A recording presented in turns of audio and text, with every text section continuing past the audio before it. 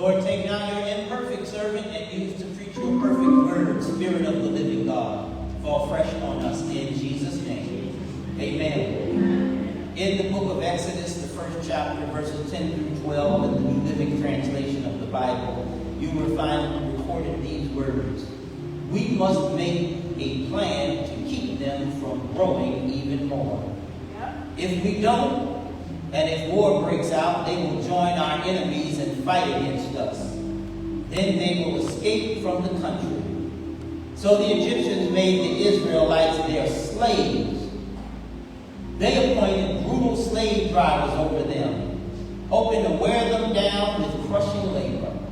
They forced them to build the cities of Pithom and Ramses as supply centers for the king. But the more the Egyptians oppressed them, the more the Israelites multiplied and spread, and the more alarmed the Egyptians became. I want to say a word this morning about don't let fear push you where God is not pulling you. Don't let fear push you where God is not pulling you. I wonder if you've ever worked around an insecure person. It's no fun, is it? Insecure people make things harder than they have to be, don't they? They turn something simple into something complicated because they drag their insecurity around, draped on their back like an extra person. Hello, somebody.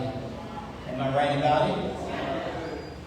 Perhaps you know what it is to work a job where the boss starts looking sideways at you the moment you show a little promise.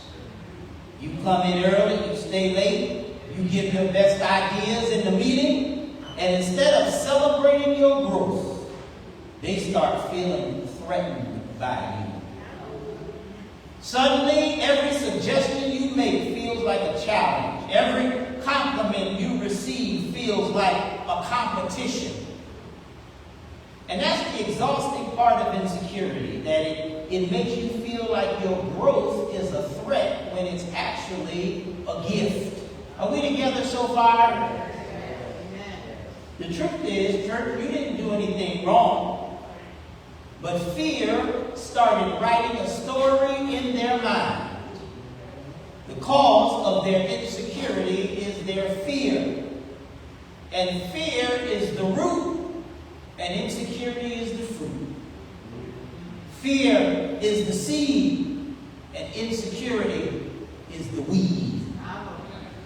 Fear hides beneath the surface, and insecurity blossoms where everyone can see it. Fear is the disease, and insecurity is the symptom.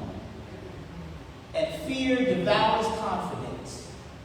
It destroys relationships. And fear corrodes a person from the inside out like a cancer of the soul. Are you hearing me today? Fear doesn't need facts. It just needs a feeling. Because fear says, if they rise, then I'm going to fall. If they grow, then I'm going to shrink. If they shine, I'm going to disappear. And before long, fear will move from just feelings to policies. Hello, somebody. So instead of celebrating you, they'll start trying to control you. I wish I had some real people in the church today. This is what's going on in Exodus chapter 1, verse 10. Pharaoh looked at Israel's growth and said, come, we must deal shrewdly with them, or they will become even more numerous. And if war breaks out, they will join our enemies, fight against us, and leave the country. But the problem, church, is that Israel wasn't even thinking about that. Israel hadn't joined any enemies. Israel hadn't started any rebellion in Egypt. Israel hadn't tried to leave. Pharaoh was not responding what they had done, he was reacting to what he feared what fear does. Fear does not just paralyze, fear strategizes. Pharaoh said, we must make a plan. His fear turned into policy. His insecurity turned into slavery. His anxiety turned into affliction upon the people of Israel, because fear will always try to control what it cannot comprehend. Do you see the pattern in the text that I'm trying to show you today? Fear became policy, policy became slavery, and slavery became suffering, because that's what fear does. Pharaoh could not understand how these people could be fruitful in a foreign land. They were walking around here like some big kids talking about, we don't die, we multiply. They were everywhere. They were multiplying.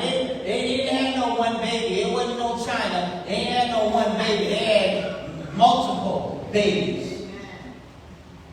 And Pharaoh made the mistake of trying to shrink what God was blessing. And this sounds familiar, doesn't it, church? We've seen this movie before, haven't we? Systems that are afraid of losing power will always find a way to chain or to handcuff the people they fear. Civil rights attorney and legal scholar Michelle Alexander, in her book, The New Jim Crow, which I highly recommend, The New Jim Crow shows us how in our time today, fear has been written into policy. Mass incarceration became modern chains. What Pharaoh did with bricks and whips, America has done with laws and prisons. And it sounds crazy. Systems are afraid of babies, so they want to destroy them, deport them, hello somebody, and deceive people into believing that the babies are the problem. Big Bad Pharaoh, president of the United Egypt.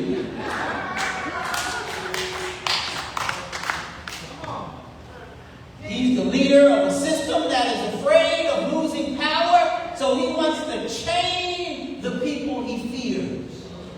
Can you imagine that? Pharaoh was terrified of the babies, afraid of the cradles, intimidated by the lullabies. So he enslaved their parents and tried to kill their children, all because fear will always attack what carries the future. He's terrified of what might happen with these immigrants who have started to multiply in his land. He's so afraid that he enslaves them, treats them harshly, and ultimately issues an order to kill all the boy babies. We saw it in Egypt. We saw it in Germany. We saw it in South Africa. We saw it in America during World War II. And if our eyes are open, well, let's just say I heard someone I admire say it this way recently. At some point, we have to begin to put these pieces together and look at what we're seeing. But I'm just talking about what happened in the Bible.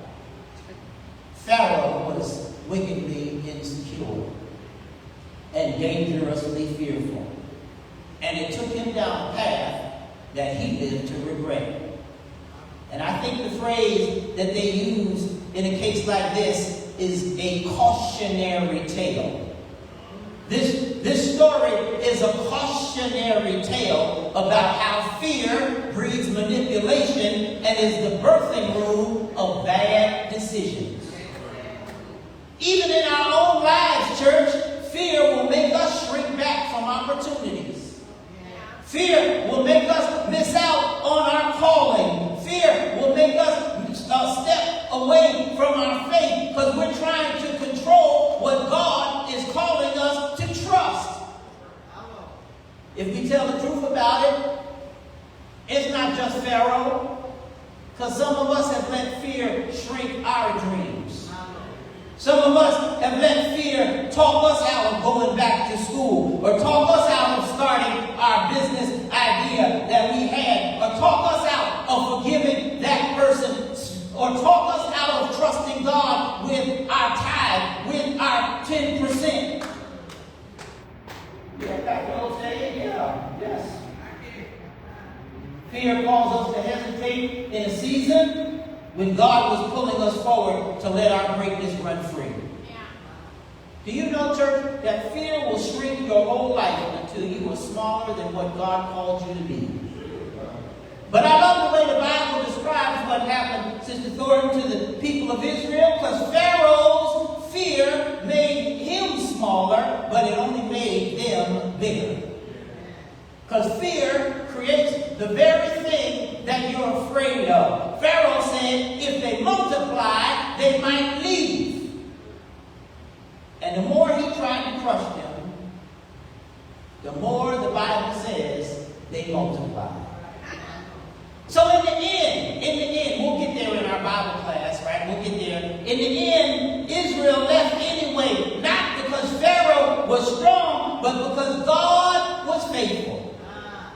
And this is the danger of fear. Church, fear always sets you up for the very outcome that you dreaded. That's why the Bible says in the book of Job, Job said, the thing that I greatly feared has come upon me. But what I dreaded has happened to me. When fear writes your script, before long, you'll find yourself acting on it.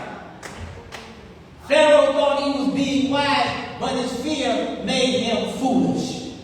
The more he tried to shrink them, the Bible said, the bigger they grew. The Bible said, the more he tried to break them, the stronger they became. The more he tried to chain them, the further the promise spread. And in the end, his fear didn't just fail, it destroyed him.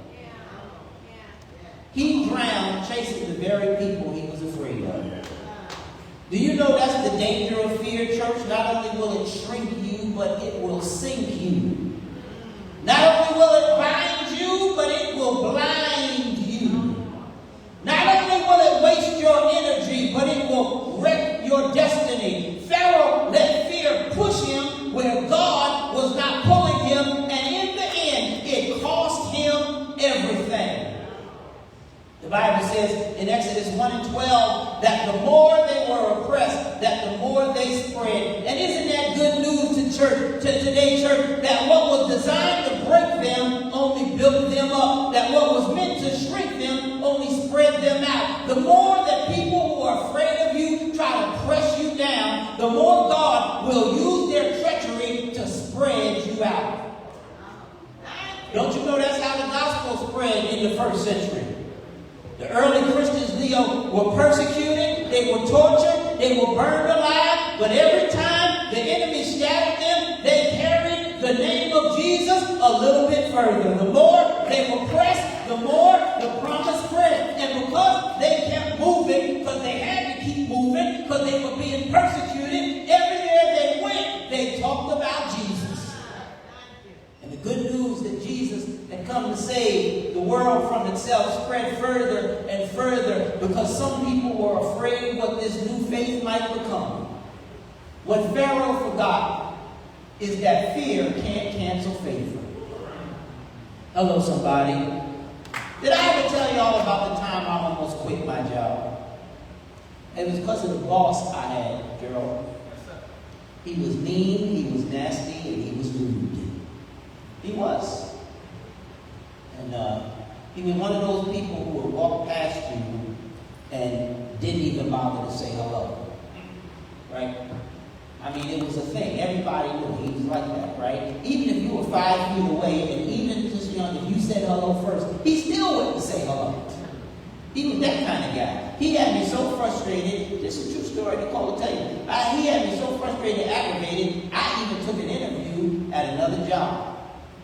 And one day, I was deciding what to do, and I heard a sermon on the radio on my way to work that reminded me that fear can't cancel favor. That the favor of God was on my life, and by the time I made it to work that day, church, I was okay. He was still himself. He still did his best. He still acted a fool, but I was okay. And I need to tell somebody today who may be living through a situation where a fearful person is out to get you, and you know that they're out to get you, that you need to also know that the favor of God is on your life, and you are okay. Because fear cannot cancel favor. Can I tell you what he did? He eventually got himself fired. That's what he did, because God don't like ugly. But I learned a valuable lesson, because if I would have left my job at that time because of him, I would have made a terrible mistake. I would have missed God in that moment. And can I ask you today, church, have you ever done that before? Have you ever missed God and made the wrong decision because you reacted to someone else's fear? I believe I said it to you the other day just this way. You just let Pharaoh go ahead and be Pharaoh. And let God go ahead and be God. Because what Pharaoh forgot is that pressure can't stop promise. And oppression can't erase blessing. It only amplifies blessing. And the more he tried to break them, the stronger they became. And the more he tried to shrink them, the larger they grew. And the more he tried to change them, the further the promise spread. Anybody here other than Bronte ever heard of Jiu-Jitsu? Jiu-Jitsu is a form of martial art. It's built on this one principle. You don't have to match your enemy's strength with strength. You just use their own weight, their own momentum, their own force against them. So when they push, you don't push back, you pull, right? And in the pulling, their own energy knocks them off balance and brings them down. That's what's happening in the book of Exodus today. There's some jiu-jitsu going on. Pharaoh thought he was pushing Israel down, but God was jiu-jitsuing Pharaoh. The pressure that Pharaoh used to become the momentum that God used to multiply his people. Sometimes, church, you just got to learn how to jiu-jitsu the devil at work in your life. And don't fight their fire with fire. And don't waste your energy trying to be as mean to them as they are to you. Because you just stand still in God's favor and watch how the enemy's own force will end up being the thing that brings them down. Pharaoh thought he was writing Israel's story. But God had already spoken the first word, be fruitful and multiply. And when God has spoken, fear doesn't get the last word, favor does. Hey church, where are the pharaohs of fear in your life? Maybe it's a system afraid of your success. Maybe it's a person trying to hold you down because your growth makes them uncomfortable. Maybe it's a voice in your own head that says, what if I fail? What if they leave? What if I can't handle it? The danger is not only in Pharaoh's fear, it's when we let fear write our story, right? Because fear will always shrink you smaller than what God has called you to be. But I stopped by this morning to tell somebody that the good news is fear doesn't have the pen in your life. Fear doesn't get to write the final draft, because the favor of God is still writing your story today. And this isn't just Israel's story, church. This is Jesus' story too. Because when Herod heard about a baby born in Bethlehem, he was also afraid. When Pilate saw the crowds coming, he was also afraid. When the religious leader saw Jesus' influence, they were also afraid. And what did their fear do? It tried to control him with a cross.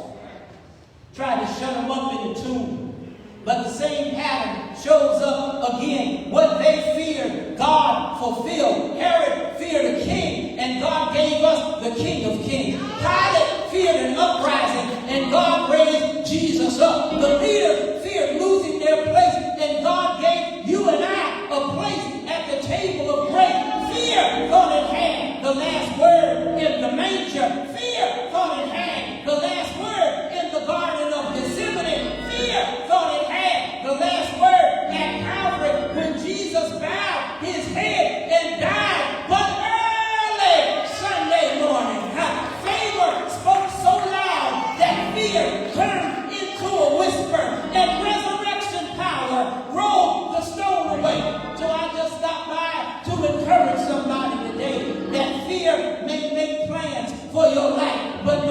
worry, because God has a promise for your life. That fear may build chains to try to hold you back, but don't you be afraid, because God multiplies under pressure. Pharaoh's fear was the root, and his insecurity was the fruit, and it poisoned a whole nation. But Pharaoh pushed, but God pulled, and the push became his downfall.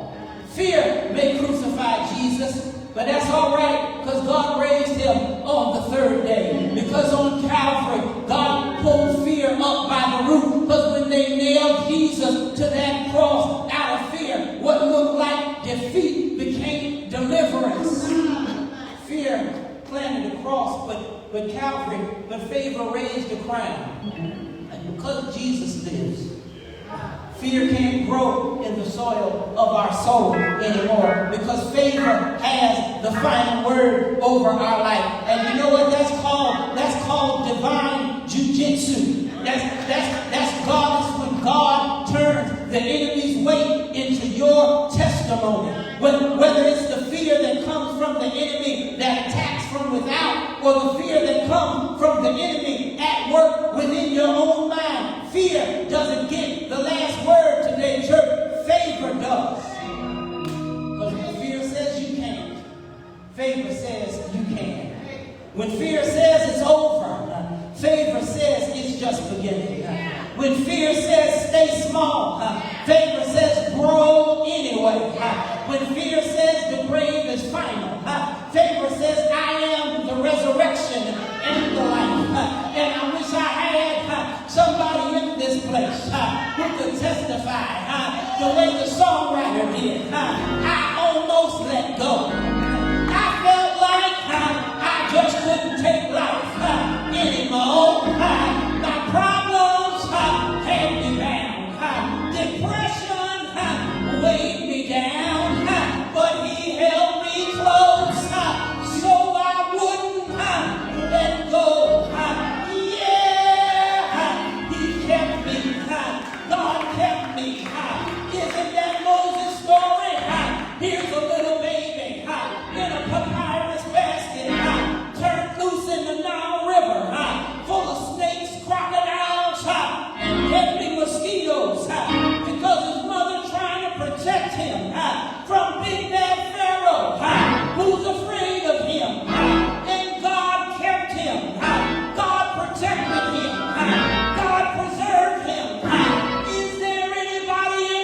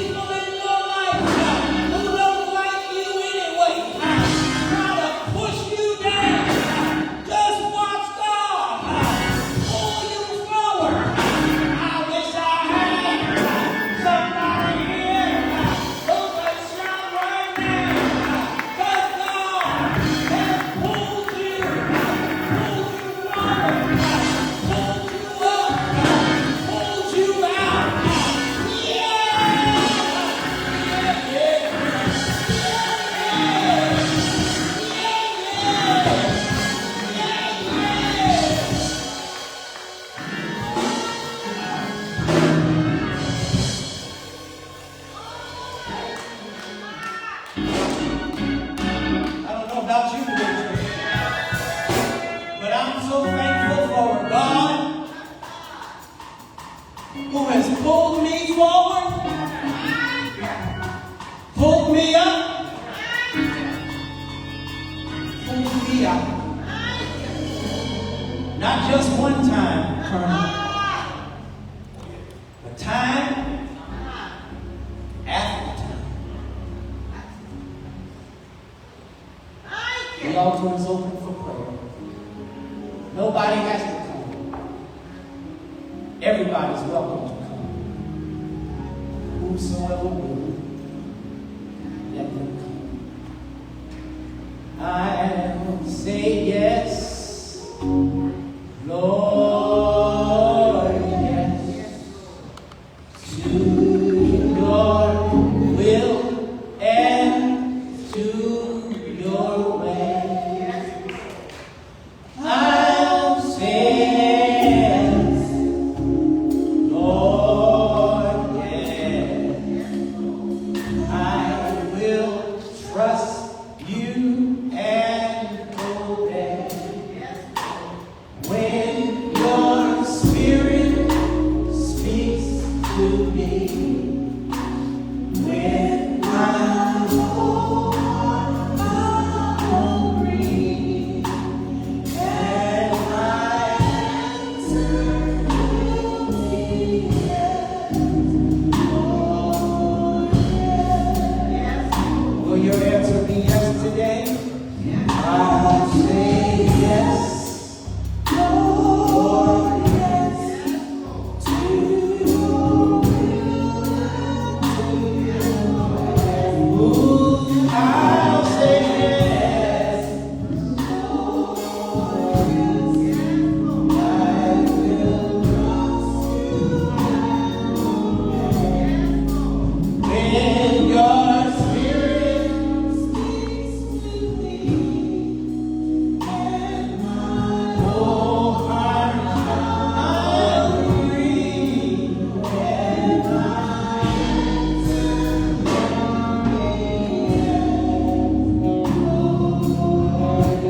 you're here today and you've heard from God. You're here today and that is your testimony.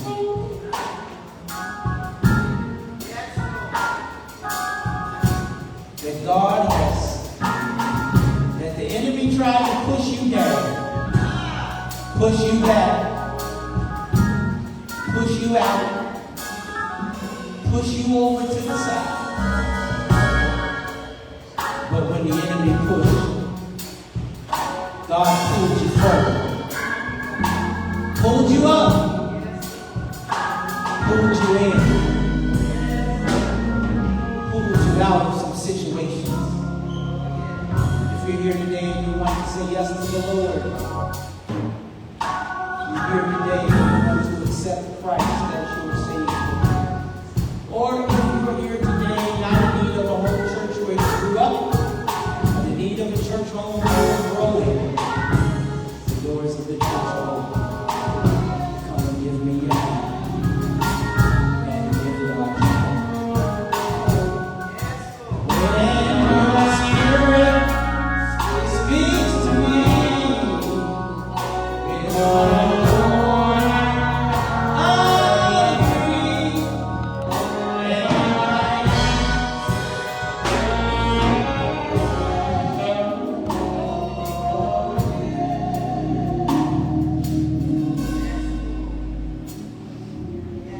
somebody ought to say amen. Somebody ought to say praise the Lord. Somebody ought to say glory to God.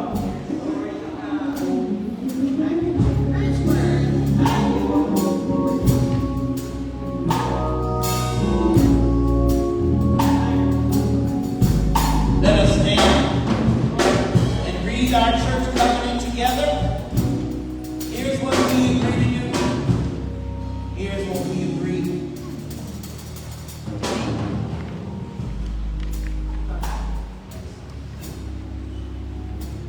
Mount Zion Church must grow. I play my part with every seed I sow. Every member a Christian. Every Christian a worker. Every worker trained. A worker that ashamed. We unleash our faith in Jesus' name. Amen. In times of trouble, may the Lord answer your cry. May the name of the God of Jacob keep you safe from all harm. May he send you help from his sanctuary and strengthen you from Jerusalem. May he remember all of your gifts and look favorably on your burnt offerings. May he grant your heart's desires and make all your plans succeed. May we shout for joy when we hear of your victory and raise a victory banner in the name of our God. May the Lord answer all of your prayers.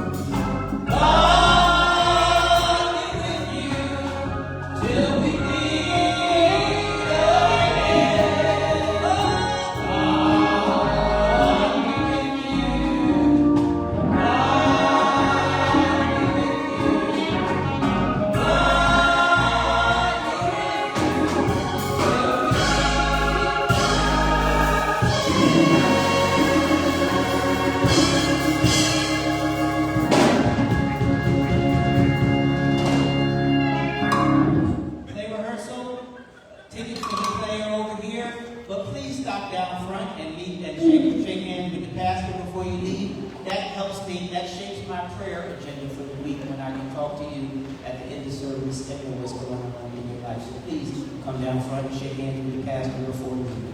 Thank you.